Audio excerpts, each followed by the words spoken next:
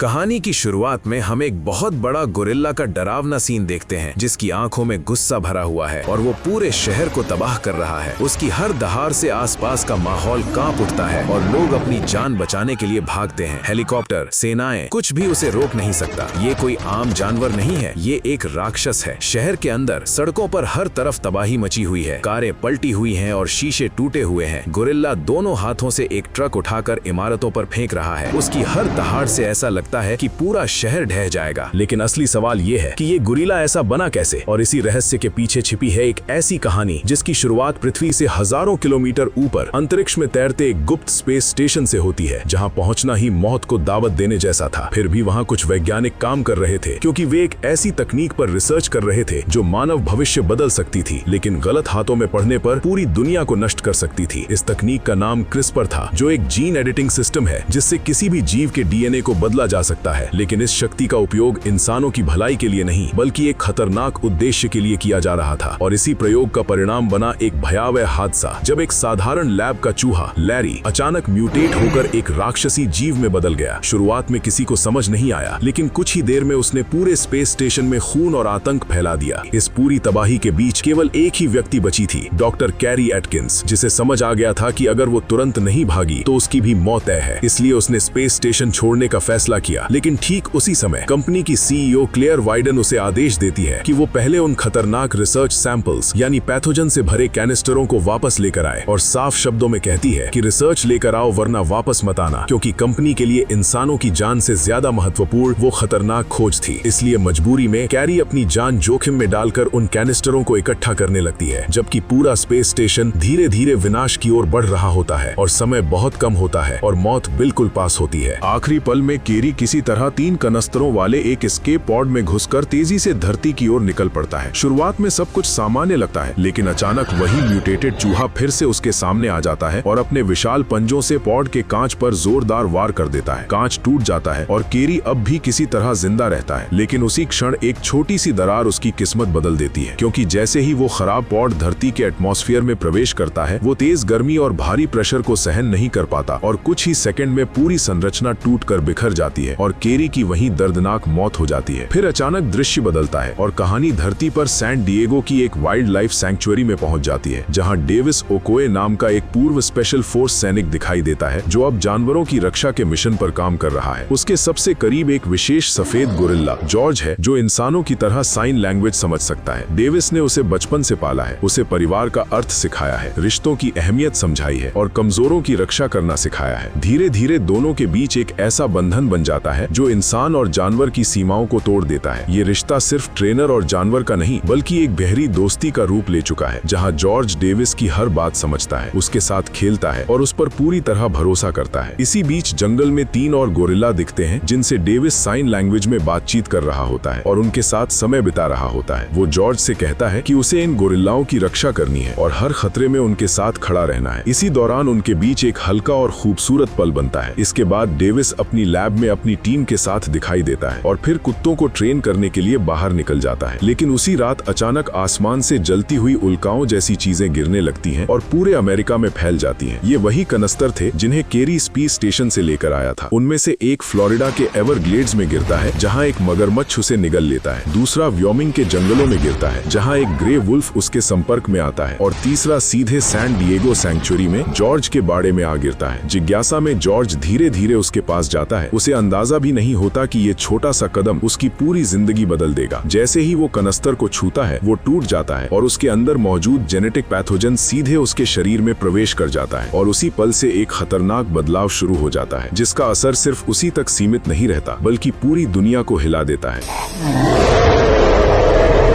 अगले दिन डेविस अपनी आंखों से देखता है कि जॉर्ज अपना बाड़ा तोड़कर बाहर निकलता है और पास के ग्रिजली भालू के पिंजरे में घुस जाता है, जहां वो एक विशाल भालू को मार देता है। ये दृश्य देखकर डेविस पूरी तरह टूट जाता है, क्योंकि वो जानता है कि जॉर्ज ऐसा कभी नहीं कर सकता। पहले उसे लगता है कि जॉर्ज शायद डर गया होगा, लेकिन बहुत जल्दी उसे एहसास हो जाता है कि मामला बहुत बड़ा और खतरनाक है। इसके बाद उन्हें वही टूटा हुआ कनस्तर मिलता है जिससे ये सब शुरू हुआ था। जब वे इस रहस्य को समझने की कोशिश कर रहे होते हैं, तभी कहानी में एक नया किरदार आता है, डॉक्टर केट कैल्डवेल, जो एक जेनेटिक जेनेटिक इंजीनियर है और पहले एनर्जीन कंपनी के साथ काम कर चुकी है और इस क्रिस्पर प्रोजेक्ट का हिस्सा रही है। वो डेविस को बताती है कि ये पैथोजन जानवरों के डीएनए को बहुत तेजी से बदल देता है, जिससे उनका आकार, ताकत और गुस्सा कई गुना बढ़ जाता है। इस तकनीक का असली उद्देश्य बीमारियों का इलाज करना था, लेकिन कंपनी इसे गुप्त रूप से एक बायोलॉजिकल हथियार में बदलना चाहती थी। ये सुनकर डेविस समझ जाता है कि स्थिति कितनी भयानक है। इसी बीच जॉर्ज की हालत और बिगड़ने लगती है। उसका आकार तेजी से बढ़ता जाता है। डेविस उसे नियंत्रित करने के लिए लोहे के पिंजरे में बंद कर देता है, लेकिन जॉर्ज जोर से दहाड़ता है।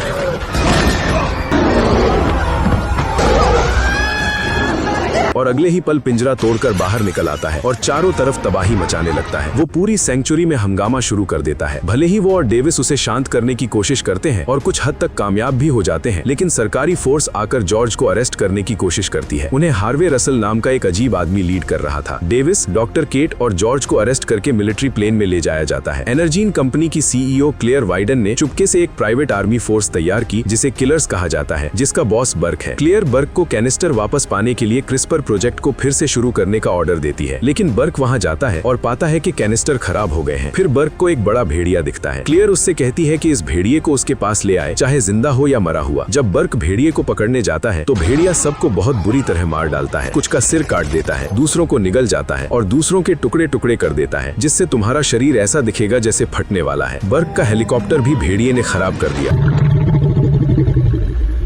और आखिर में बर्क को भेड़िए ने खा लिया। फिर हम देखते हैं डॉक्टर केट ने एफबीआई को एनर्जीन कंपनी के इस प्रोजेक्ट के बारे में बताया। फिर एफबीआई एनर्जीन कंपनी में सर्च करने गई। फिर क्लेयर और उसके भाई ने अपना गुनाह छिपाने और खुद को बचाने और अपने प्रोजेक्ट को सफल बनाने के लिए जानवरों को अपने कंट्रोल में करने का फैसला किया। इसलिए उन्होंने शिकागो के विल्स टावर के सोनिक ट्रांसमीटर से एक फ्रीक्वेंसी बनाई जो इन जानवरों को अपनी ओर खींचती है और उन्हें और गुस्सैल बनाती है। इस फ्रीक्वेंसी को रोकने के लिए जानवर अपने सामने जो कुछ भी पाएंगे उसे खत्म कर देंगे। जैसे ही आवाज फैलने लगती है, प्लेन के अंदर जॉर्ज अजीब तरह से एक्साइटेड हो जाता है और धीरे धीरे कंट्रोल खो देता है। अचानक वो प्लेन के अंदर हंगामा शुरू कर देता है और एक ही हमले में पूरा प्लेन तबाह हो जाता है। इस अफरा तफरी में डेविस, केट और एजेंट हार्वे रसल बहुत संघर्ष करते हैं और किसी तरह पैराशूट से बच निकलते हैं। इसके बाद डेविस और केट को फिर से गिरफ्तार कर लिया जाता है और एक स्पेशल मिलिट्री फोर्स के कैंप ए में लाया जाता है। लेकिन जॉर्ज उस क्रैश से बच जाता है और अब पहले से भी ज्यादा हिंसक और बेकाबू हो चुका होता है। वो राल्फ के साथ मिलकर शहर में तबाही मचाने लगता है और दोनों लगातार सब कुछ तोड़ते हुए शिकागो की ओर बढ़ते हैं, जैसे कोई अदृश्य ताकत उन्हें वहीं खींच रही हो। ये वही पल होता है जहां सबसे बड़े विनाश का अध्याय शुरू होने वाला होता है। कैंप की स्क्रीन पर जॉर्ज और राल्फ की हर हरकत दिखाई दे रही होती है और ये देखकर डेविस समझ जाता है कि अगर अब कुछ नहीं किया गया तो पूरा शहर खत्म हो जाएगा। वो तुरंत केट के साथ मिलकर मिलिट्री कैंप के हॉस्पिटल से एक हेलीकॉप्टर चुरा लेता है और शिकागो की ओर निकल पड़ता है ताकि किसी तरह जॉर्ज को रोका जा सके। मिलिट्री पूरी शहर को खाली करने का आदेश दे देती है और लोगों को सुरक्षित स्थानों पर भेजा जाने लगता है। जैसे ही जॉर्ज और राल्फ शिकागो के करीब पहुंचते हैं, शहर में डर और अनिश्चितता फैल जाती है। सबसे पहले राल्फ हमला करता है, जो अब पहले से कई गुना बड़ा और म्यूटेटेड हो चुका होता है। वो सड़कों पर घुसकर एक के बाद एक गाड़ियां पलट देता है और लोग चीखते हुए भागने लगते हैं। ठीक उसी समय जॉर्ज भी शहर में आ जाता है और उसका विशाल शरीर और असामान्य ताकत पूरे इलाके को तहस नहस करने लगती है। वो दीवारें तोड़ देता है, चारों तरफ धूल और आग फैल जाती है और पूरा शहर एक युद्ध भूमि में बदल जाता है। डेविस और केट जब शिकागो पहुंचते हैं तब तक बहुत देर हो चुकी होती है। जॉर्ज की आंखों में अब एक खतरनाक खून का जुनून दिखाई दे रहा होता है और उसकी भयानक दहाड़ पूरे शहर को हिला देती है। वो एक कार उठाकर जोर से फेंक देता है जो हवा में उड़कर विस्फोट कर जाती है। मिलिट्री लगातार उन पर फायरिंग करती है, लेकिन गोलियां उन पर कोई असर नहीं करती। तभी अचानक पानी से लिजल बाहर निकल आता है, जो अब पहले से भी ज्यादा विशाल और खतरनाक हो चुका होता है। वो नदी में मौजूद बड़े जहाज को पलट देता है और फिर शहर के बीचों बीच घुसकर तबाही मचाना शुरू कर देता है। पुल टूट जाते हैं, पानी और आग एक साथ फैल जाते हैं और पूरा शिकागो धीरे धीरे मौत के शहर में बदलने लगता है। मिलिट्री अपनी पूरी ताकत लगा देती है, लेकिन इन तीनों म्यूटेटेड जीवों के सामने सब बेकार साबित होता है। उनके हेलीकॉप्टर तक नष्ट कर दिए जाते हैं और लिजल हर चीज को निगलता चला जाता है। राल्फ आसमान से हमला करता है और जॉर्ज लगातार विनाश करता रहता है। इसी बीच डेविस को समझ आता है कि शायद इस स्थिति को रोका जा सकता है अगर ट्रांसमीटर बंद कर दिया जाए या किसी तरह इन जीवों की आक्रामकता कम की जाए। वो केट के साथ मिलकर एक सीरम सीरम के बारे में पता लगाता है जो इस पैथोजन के असर को कम कर सकता है, लेकिन वो सीरम एनर्जिन कंपनी के कब्जे में होता है और वो विलिस टावर के अंदर रखा होता है। डेविस और केट एक खतरनाक योजना बनाते हैं और शिकागो के तबाह होते शहर के बीचों बीच विलिस टावर की ओर बढ़ते हैं। वे किसी तरह टावर के अंदर पहुंच जाते हैं और ऊपर चढ़ना शुरू करते हैं। जैसे जैसे वे ऊपर जाते हैं खतरा और बढ़ता जाता है, क्योंकि बाहर ये तीनों म्यूटेटेड जीव और भी ज्यादा बेकाबू हो चुके होते हैं। शहर पूरी तरह आग और तबाही में डूब चुका होता है और अब डेविस और केट के पास सिर्फ एक ही मौका होता है, सीरम हासिल करना और इस विनाश को रोकना। ठीक उसी वक्त जब वे सीरम लेकर बाहर निकलने वाले होते हैं, तभी क्लेयर और उसका भाई ब्रेट उनके सामने आकर खड़े हो जाते हैं और वहीं शुरू होता है एक तनाव से भरा आमना सामना, जहां क्लेयर साफ कह देती है कि ये सीरम इन जानवरों को पहले जैसा नहीं बनाएगा, बल्कि सिर्फ उनके गुस्से को कम करेगा और उन्हें कंट्रोल करना आसान बना देगा, लेकिन उनकी ताकत वैसे ही बनी रहेगी। ये सुनने के बाद भी डेविस हार नहीं मानता, क्योंकि वो जानता है कि इससे कम से कम शहर को बचाया जा सकता है। तभी क्लेयर बंदूक दिखाकर डेविस और केट से सारे सीरम छीन लेती है, लेकिन केट चालाकी से एक सीरम अपनी जेब में छिपा लेती है। उसी पल क्लेयर डेविस पर गोली चला देती है। हालांकि डेविस बच जाता है और इस मौके का फायदा उठाकर क्लेयर केट को बंदी बना लेती है और उसे बिल्डिंग की छत पर ले जाती है, जहां ट्रांसमीटर लगे होते हैं। तभी केट देखती है कि डेविस जिंदा है और वो उसे बताती है कि उसने एक सीरम छुपा रखा है। ये सुनकर डेविस कहता है कि उस सीरम को जॉर्ज को देना होगा ताकि वो बाकी दोनों जानवरों को खत्म कर सके, लेकिन समस्या ये होती है कि वे जॉर्ज को ये सीरम कैसे दें। तभी उनके दिमाग में एक प्लान आता है। केट चुपके से वो सीरम क्लेयर के बैग में रख देती है और सही मौका देखकर उसे जॉर्ज के सामने धक्का दे देती है। अगले ही पल जॉर्ज उसे खा जाता है और उसके साथ वो सीरम भी उसके शरीर में चला जाता है। धीरे धीरे उसका गुस्सा कम होने लगता है और वो शांत होने लगता है। साथ ही डेविस के प्रति उसकी पुरानी दोस्ती भी वापस आने लगती है, लेकिन लड़ाई अभी खत्म नहीं हुई होती। बाहर राल्फ और लीजल अब भी तबाही मचा रहे होते हैं और शहर लगभग खत्म हो चुका होता है। इसके बाद शुरू होती है सबसे खतरनाक आखिरी लड़ाई, जहां डेविस जॉर्ज के साथ मिलकर राल्फ और लीजल के खिलाफ उतरता है। उसी समय मिलिट्री एक खतरनाक मिसाइल लॉन्च करने की तैयारी कर रही होती है, जिससे पूरा शिकागो खत्म हो सकता है। डेविस केट से कहता है कि वो जाकर इस मिसाइल को रोके, क्योंकि अभी भी बहुत लोग शहर में फंसे हुए हैं। इसके बाद जॉर्ज राल्फ पर हमला कर देता है और दोनों के बीच भयानक लड़ाई शुरू हो जाती है। राल्फ एक लोहे की रॉड जॉर्ज के सीने में घुसा देता है। जॉर्ज दर्द से तड़पता है, लेकिन फिर भी रुकता नहीं और लगातार राल्फ पर हमला करता रहता है, जिससे राल्फ भी कमजोर होने लगता है। तभी डेविस चालाकी से राल्फ और लीजल को आमने सामने ले आता है और लीजल अपने विशाल जबड़ों से राल्फ के शरीर को चीर कर खत्म कर देता है। इसके बाद लीजल पूरी तरह डेविस पर ध्यान देता है और उस पर हमला कर देता है, लेकिन डेविस को एक छोड़ा हुआ अपाचे हेलीकॉप्टर मिल जाता है और वो उसमें बैठकर हथियारों से लीजल को रोकने की कोशिश करता है। चारों तरफ धमाके और गोलियों के बीच भयानक लड़ाई जारी रहती है, लेकिन लीजल इतना ताकतवर होता है कि वो आसानी से नहीं रुकता और लगातार हमला करता रहता है। तभी आखिरी पल में जॉर्ज वहां पहुंच जाता है और फिर जॉर्ज और लीजल के बीच जबरदस्त लड़ाई शुरू होती है। दोनों में कोई भी किसी से कम नहीं होता। जॉर्ज लीजल को उठाकर बार बार पटकता है और आखिर में उसी लोहे की रॉड से उसकी आंख में वार कर देता है। उस घातक वार के बाद लीजल धीरे धीरे कमजोर पड़ता है और आखिरकार मर जाता है। इसके साथ ही शहर बच जाता है, तबाही रुक जाती है और डेविस और जॉर्ज फिर से एक दूसरे के साथ खड़े होते हैं, ये साबित करते हुए कि रिश्ता और भरोसा सबसे बड़ी ताकत है। इसके बाद हालात धीरे धीरे शांत होने लगते हैं, लेकिन शहर अभी भी मलबे में बदल चुका होता है। हर तरफ टूटी इमारतें, आग और डर का माहौल होता है। डेविस अब भी जॉर्ज के साथ खड़ा रहता है, क्योंकि वो जानता है कि असली परीक्षा अभी बाकी है। जॉर्ज सीरम के असर से शांत हो चुका होता है, लेकिन उसकी ताकत अभी भी वैसी ही रहती है। इसी वजह से मिलिट्री उसे खतरा मानती है और किसी भी समय उसे मारने का फैसला ले सकती है। तभी आसमान में फाइटर जेट दिखाई देते हैं, जो एक खतरनाक एयर स्ट्राइक के लिए तैयार होते हैं। डेविस समझ जाता है कि अगर अभी कुछ नहीं किया गया तो जॉर्ज नहीं बचेगा। वो सबके सामने खड़ा होकर चिल्लाता है कि जॉर्ज अब खतरनाक नहीं है और पूरी तरह कंट्रोल में है। दूसरी तरफ केट और रसल भी मिलिट्री को समझाने की कोशिश करते हैं कि हमला रोक दिया जाए। कुछ पल ऐसे गुजरते हैं जहां लगता है कि किसी भी समय मिसाइल गिर सकती है, लेकिन आखिरी पल में हमला रोक दिया जाता है और यही फैसला सब कुछ बदल देता है। इसके बाद डेविस घायल हालत में बैठा होता है और उसके पास जॉर्ज बैठा होता है, एक विशाल गोरिल्ला, लेकिन उसकी आंखों में दोस्ती और भरोसे की झलक साफ दिखाई देती है। डेविस मजाक में उससे कहता है कि अब दोबारा ऐसी मुसीबत में नहीं फंसना, और जॉर्ज अपने खास साइन लैंग्वेज में इशारा करता है, जैसे कह रहा हो कि अब ऐसा नहीं होगा। ये छोटा सा पल पूरी कहानी की भावना को पूरा कर देता है, क्योंकि इतनी तबाही के बाद भी उनकी दोस्ती वैसी ही बनी रहती है। फिर जॉर्ज अपना हाथ डेविस की तरफ बढ़ाता है और जैसे ही डेविस उसका हाथ पकड़ता है, जॉर्ज अपनी आंखें बंद कर लेता है और सबको लगता है कि वो मर गया है। डेविस रोने लगता है, लेकिन तभी जॉर्ज अचानक आंखें खोल देता है और सबके चेहरे पर मुस्कान आ जाती है। तब डेविस समझ जाता है कि जॉर्ज मजाक कर रहा था। इसके बाद रेस्क्यू ऑपरेशन शुरू होता है। लोगों को सुरक्षित जगहों पर ले जाया जाता है और शहर शहर को फिर से बसाने की तैयारी शुरू होती है। भले ही बहुत नुकसान हुआ हो, लेकिन एक उम्मीद बची रहती है कि इंसान हर तबाही के बाद फिर से खड़ा हो सकता है। और इसी उम्मीद के साथ ये कहानी खत्म होती है। अगर वीडियो अच्छा लगा हो तो लाइक करना और ऐसे और वीडियो देखने के लिए सब्सक्राइब करके साथ बने रहना।